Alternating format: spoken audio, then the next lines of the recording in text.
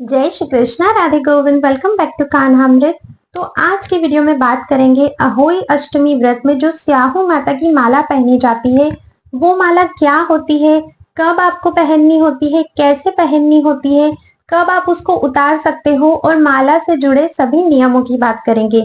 तो video and तक जरूर देखिएगा। अगर वीडियो पसंद आती है तो हर उस व्यक्ति को शेयर कीजिएगा जिसे इस वीडियो की आवश्यकता है।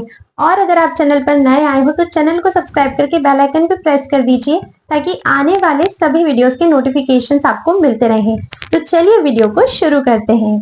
देखिए, अहोई अष्टमी का व्रत ना हर माता अपनी संतान के लिए करती है। या तो पुत्र प्राप्ति के लिए किया जाता है या फिर आजकल तो पुत्रियों के लिए भी किया जाता है। अगर पुत्र है तो भी किया जाता है। तो करवा चौथ हम पति के लिए करते हैं, अहोई अष्टमी अपने संतान के लिए की जाती है और माताएं बहनें इसे पूर्ण श्रद्धा के साथ करती हैं।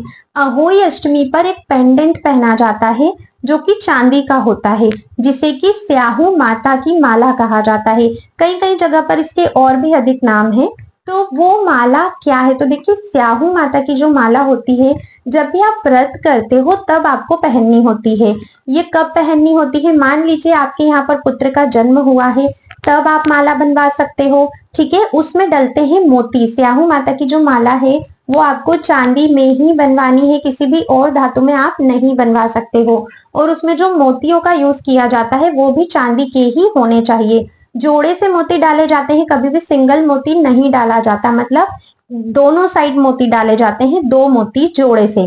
तो देखिए, जैसे मान लीजिए आप अगर पहली बार व्रत कर रहे हो, पहली बार आपको माला बनानी है, तो आप क्या करोगे? आप किसी भी सुनार की दुकान पर जाइए, उन्हें कहिएगा कि आपको स्याहू माता की माला बनवानी है। वे आपको वो पेंडेंट बना कर देंगे और मोती भी देंगे। ठीक है, कहीं कहीं पर इसमें एक गैया और बछड़ा होता है, कहीं कहीं पर इसमें 3 स्याहू माताएं बनी होती है।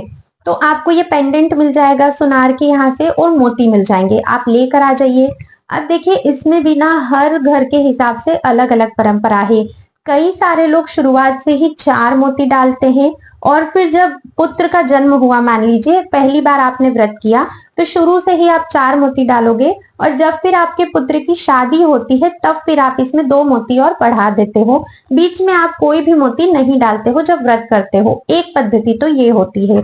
दूसरी पद्धति ये होती है कि जब भी आप पहली बार स्याहू माता का व्रत कर रहे हो तब आपने 2 मोती डाले जोड़े से, एक लेफ्ट में एक राइट में। उसके बाद हर साल जब भी आप व्रत करते हो आप एक एक मोती बढ़ाते जाते हो।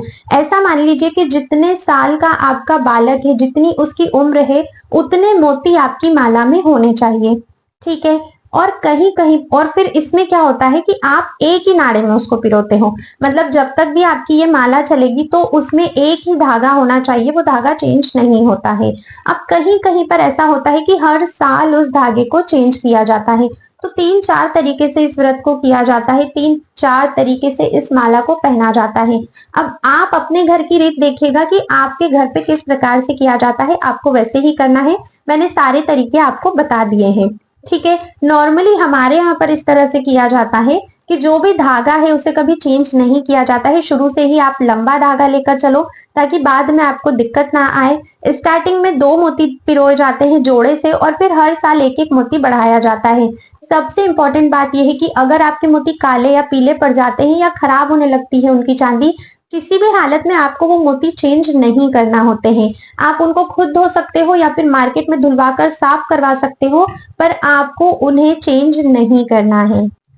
तो पहली बार अगर माला बना रहे हैं तो कैसे बनानी है? आप चाहे तो नाड़े में माला बनाइए, वो सर्वोत्तम होता है, जिसे हम मोली कहते हैं। नहीं तो आप किसी भी धागे में बना सकते हो। माता का पेंडेंट डालिए जो आपने बनवाया है और एक एक मोती उसमें डाल दीजिए, या आपकी माला बन गई। ठीक है, अब माला को आपको जब भी आप अहोई माता की पूजा करते हो, अहोई अष्टमी पे आपको पूजा में उस माला को रखना है। पूजा में रखने से पहले आपको उस माला को शुद्ध करना है। शुद्ध आप कैसे करोगे? नॉर्मल जो भी जल आपके यहाँ पर आता है वो जल लीजिए, उसमें थोड़ा सा गंगा जल मिलाइए और नॉर्मल आपको दूध लेना है। गैया का दूध या कोई सा भी दूध आप ले सकते हो। सबसे पहले जल में माता को स्नान करवाइए, फिर दूध में स्नान करवाइए, फिर एक बार फिर से जल में स्नान करवाइए। उसके बाद जब आप पूजा में माता को रखोगे तो माता की भी पूजा करनी है, आपको जो माला है उसकी पूजा करनी है। कुमकुम, हल्दी, चावल से उन्हें मीठे से जिमाना है आपको। तो आप चाहो तो गुड़ से जिमा सकते हो शक्कर से जिमा सकते हो, या फिर जो मीठे पुए हम बनाते हैं उनसे जिमा सकते हो। इस तरह से आपको अपनी माला की पूजा करनी होती है। जब तक आपकी अहोई अष्टमी की पूजा चल रही है तब तक माता की जो माला है वो पूजा में ही होनी चाहिए। कथा सुनने के बाद इस माला को आपको अपने गले में पहनना होता है, ठीक है। और इस माला को कब तक पहनना होता है, तो इसे छोटी दिवाली तक आपको पहनना होता है। दिवाली के बाद ही आपको इस माला को पूजा के बाद अपने गले से उतारना होता है। अगर किसी कारणवश आप दिवाली पे नहीं उतार पाए हो या भूल गए हो तो फिर आप कोई भी शुभ दिन देखकर इस माला को उतार सकते हो। और उतारते समय भी आपको इन्हें शुद्ध करना होता है। वही जल से स्नान करवाइए, दूध से करवाइए, फिर जल से स्नान करवा के उन्हें जिमाइए मीठे से, ठीक है। ये पूरा प्रोसेस रहता है इसका। अब आजकल कुछ लोग ये बोलते हैं कि हम अहोई माता की जो माला है वो अष्टमी से लेकर दिवाली तक नहीं पहन सकते क्योंकि बाहर जाना होता है, ऑफिस वगैरह जाना होता है, तो ऐसे में क्या करें। तो ऐसे में आप ये कर सकते हो कि पूजा में जो आपने 2 घड़ रखे हैं, अहोई अष्टमी वाले दिन तो आप माला पहनिए, ठीक है।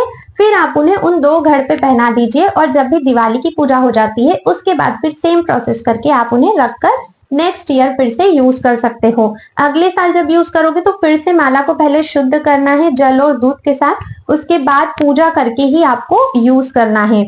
और अगले साल आपको एक एक मोती अपनी माला में बढ़ा देना है, ठीक है। तो अभी जैसे 2 मोती है माला में, तो नेक्स्ट ईयर कितने हो जाएंगे, 4 हो जाएंगे। दोनों तरफ एक एक मोती बढ़ाना है।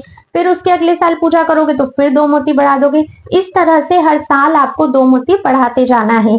अगर आपके यहाँ हर साल नहीं बढ़ाते हैं तो पहले साल आपने 2 डाले, फिर जब आपके बच्चे की शादी होगी, उसका विवाह होगा, तब आप 2 मोती डाल सकते हो। तो ये था स्याहू माता की माला का महत्व। स्याहू माता की माला क्यों पहनी जाती है। अच्छा, बहुत सी जगह ना ये माला नहीं भी पहनी जाती है, ठीक है। तो आपके यहाँ पर अगर पहनी जाती है तो आप पहनिए, अगर नहीं पहनी जाती है तो कोई प्रॉब्लम नहीं है। ऐसा कंपलसरी नहीं है। हर पूजा हमें अपने घर की परंपरा के हिसाब से ही करनी चाहिए। अगर अभी भी आपको कोई भी डाउट है, माला कैसे बनानी है, कैसे पहननी है, क्या करना है, कोई भी प्रश्न यदि आपके मन में है तो आप मुझसे कमेंट करके अवश्य ही पूछिएगा। आज की वीडियो में बस इतना ही है। अब मैं आप सभी से मिलूंगी नेक्स्ट वीडियो में। तब तक के लिए राधे राधे।